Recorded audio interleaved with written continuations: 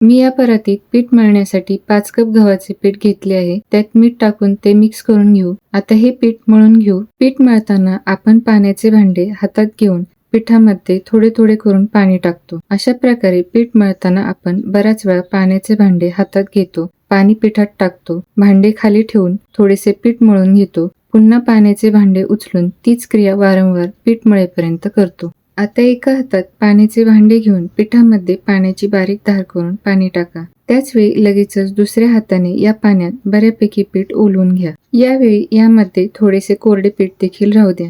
ही पाण्याची धार सलग न टाकता ती मध्ये मध्ये तुम्ही थांबवू देखील शकता. आता हे सर्व पीठ व्यवस्थित मळून घ्या. अशा प्रकारे पीठ मोजून 5 मिनिटात मळून होते.